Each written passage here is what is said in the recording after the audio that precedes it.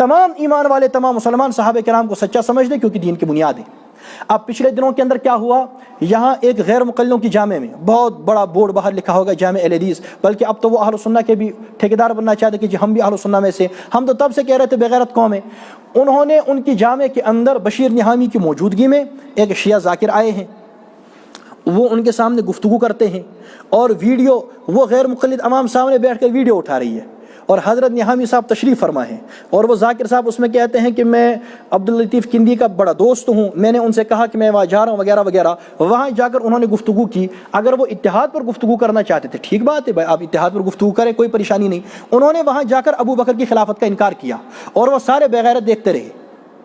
سارے بغیرت دیکھتے رہے، اور خود ویڈیو بنا کر کے اس کے بعد اپلوڈ کر دی، اور للٹ پارٹی کہہ رہی اتحاد ہو گیا۔ تو وہ وہاں تشریف لے گئے ہیں، وہاں انہوں نے گفتگو کی ہے، اور وہاں فرمایا کہ آپ کے یہ خلیفہ ہیں، سنیوں کے خلیفہ، ہمارے نہیں۔ اور اس کے بعد کہا کہ یہ علمی اختلاف ہے۔ میں یہ واضح کرنا چاہتا ہوں یہ کوئی علمی اختلاف نہیں، یہ کفر اسلام کا اختلاف ہے۔ اگر علمی اختلاف کا معنی یہ ہے اجتہادی اختلاف، پھر یہ وہ کوئی اجتہادی اختلاف نہیں، کفر اسلام کا اختلاف ہے، کیونکہ جو آدمی ابو بکر کو پہلا خلیفہ نہیں مانتا، اس کا معنی وہ ابو بکر کو غاصب تسلیم کرتا ہے، اور جو ابو بکر کو غاصب تسلیم کرتا ہے وہ تمام صحابہ کی طرف کفر کی نسبت کرتا ہے، جو تمام صحابہ کی طرف کفر کی نسبت کرتا ہے وہ دین کی بنیادیں ہلانا چاہتا ہے، وہ قرآن کا بھی منکر ہے، سنت کا بھی منکر ہے۔ یہ کوئی اجتہادی اختلاف نہیں ہے، یا کوئی اوپر والا علمی اختلاف نہیں ہے کہ رفع دین کریں یا نہ کریں، جو حنفی اور شفافی کے درمیان ہے، نہ کہ غیر مقلدوں والا۔ یہ کوئی ایسا اختلاف نہیں، بلکہ اختلاف کفر اسلام کا ہے۔ اور میں بغیر کسی جھگڑے کے اور بغیر کسی ایسی ویسی بات کے ان کو دعوت دیتا ہوں، جو یہ ریکارڈ ہو رہا ہے یہ جائے گا، جو وہ تشریف لے گئے تھے وہاں، وہ شیعہ ذاکر وہاں تشریف لے گئے تھے ان کی مسجد میں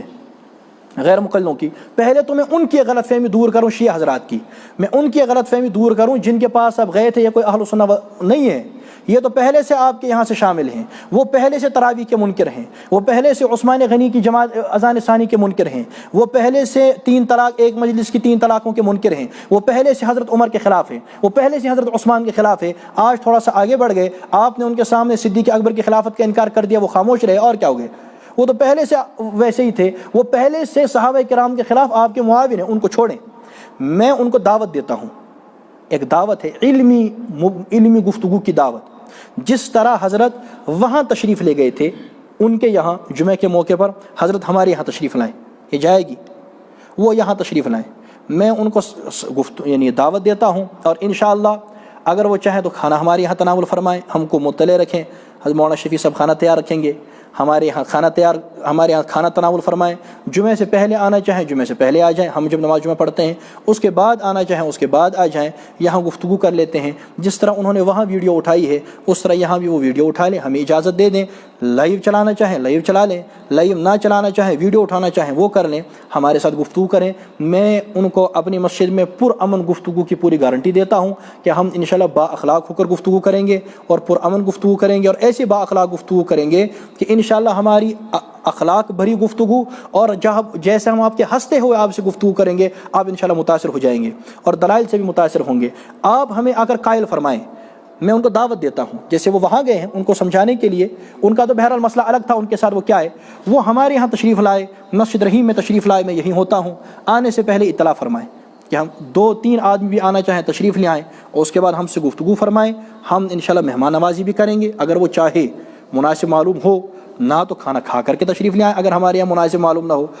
بہتر رہتا کہ ہمارے یہاں تناول فرمائیں، اس کے بعد ہم سے گفتگو کریں۔ میں اوپن چیلنج کرتا ہوں اسی موضوع پر، موضوع رہے گا کہ ابو بکر صدیق کی جو خلافت واقع ہو چکی ہے وہ برحق تھی یا غصب تھا؟ نمبر 2، جو اس کو غصب کہتا ہے یہ کفر ہے یا اسلام ہے، اس پر گفتگو کریں، وہ اس پر ہمیں دلائل سے قائل کریں کہ صدیق اکبر کی خلافت کا انکار کرنا اور ان کی طرف غصب اور کفر کی نسبت کرنا یہ کفر نہیں ہے، وہ اس پر دلائل دیں۔ میں دلائل سے ثابت کرتا ہوں کہ یہ کفر ہے۔ اگر انہوں نے ہمیں قائل کر دیا اور دلائل دے دیے، میں کیمرے کے سامنے سب حضرات کے سامنے اس بات کا وعدہ کرتا ہوں، میں فوراً لکھ کر کے دوں گا، ان کی بات درست دستخط کے ساتھ دوں گا، اور ویڈیو میں بھی ریکارڈ کرا دوں گا۔ ہم ایسے کوئی ضدی قوم نہیں ہے، لیکن قیامت آ جائے گی، ایسا نہیں ہو سکتا دلائل کی دنیا میں، حتیٰ یلج الجمل فی سم الخیاط، کہ سوئے کے ناک میں سے اونٹ تو داخل ہو سکتا ہے، ایسا ثابت نہیں ہو سکتا۔ اور انشاءاللہ جب ہم ثابت کر دیں گے تو آپ سے بھی دستخط لے ہی لیں گے کہ خلافت ابی بکر کا انکار کفر ہے، پھر آپ کو بھی دستخط کرنے پڑیں گے۔ بزرگوں، ابو بکر صدیق کی خلافت برحق ہے،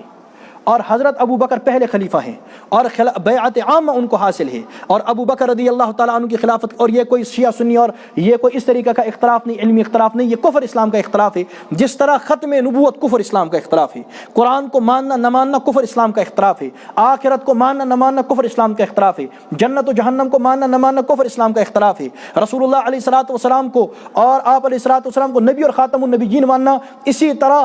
طرح صحابہ کرام کو مسلمان ماننا نہ ماننا، یہ کفر اسلام کا اختلاف ہے، اور صدیق اکبر کی خلافت کفر اسلام کا اختلاف ہے۔ یہ کفر اسلام کے اختلاف کو سمجھے، اور میں اس کی وسادت سے میں گزارش کرتا ہوں جو ہمارے مکاتب فکر ہے، ہمارے خطباء ہیں، ہمارے علماء ہیں اور ہمارے واعظین ہیں، وہ اپنی اپنی مساجد کے اندر لوگوں کو سمجھائیں یہ مسائل کہ ابو بکر کون تھے، اور کس چیز کے انکار سے آدمی اندر رہتا ہے اور کس چیز کے انکار سے آدمی باہر جاتا ہے۔ اس کے متعلق مکمل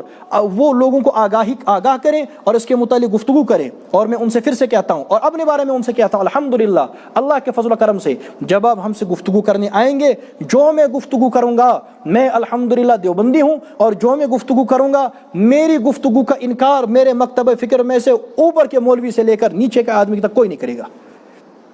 انشاءاللہ۔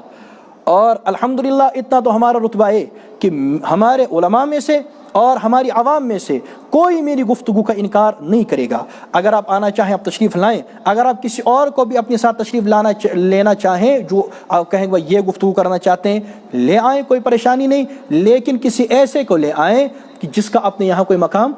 بعد میں شیعہ کہیں گے ہم جانتے ہی نہیں، اسے غیر مقلد بار بار کرتے ہیں، کسی کو بھیج دے بعد میں کہتے ہیں ہم نہیں جانتے۔ کسی ایسے کو لے آئیں جس پر شیعہ لوگ اعتبار کرتے ہوں، تاکہ ایک ہی بار معاملہ ہو جائے آر یا پار، یا آپ کی بات درست ہو جائے یا ہماری بات درست ہو جائے۔ اگر آپ تشریف لائیں، میں ان سے اب بھی کہتا ہوں جو وہاں بشیر نعامی کے یہاں لے گئے تھے تشریف، تو اگر آپ ہمارے یہاں تشریف لانا چاہیں ہم کو مطلع فرمائیں، کوئی پریشان، اگر کسی جمعہ کی صبح کو آپ کا ارادہ بن گیا آپ تشریف لے آئیں، مجھے کوئی نئے مطالعے کی ضرورت نہیں پڑے گی۔ الحمدللہ ہمارا علم، ہمارا مطالعہ مضبوط ہے، اور مجھے اس مسئلے پر کوئی نئی کتاب دیکھنے کی ضرورت نہیں ہے۔ اگر ابھی بھی کوئی مجھ سے گفتگو کر لے ہم تیار ہیں، تو آپ تشریف لے آئیں اور اچھی طرح تشریف لے آئیں۔ جب بھی آپ کا موڈ بنے، 1 ہفتہ بعد، 2 ہفتہ بعد، 3 ہفتہ بعد، مہینہ بعد، 2 مہینہ بعد، جب بھی آپ آنا چاہیں آپ تشریف لے آئیں۔ یہاں سے کسی اور کو ساتھ لانا چاہیں، آپ ایران سے کسی کو لے آنا چاہیں، آپ تشریف لے آئیں، اچھی طرح آ جائیں، ہم انشاءاللہ گفتگو کر لیں گے، اور بااخلاق گفتگو کر لیں گے، اور مدلل گفتگو کر لیں گے، اور انشاءاللہ تحقیقی گفتگو کر لیں گے،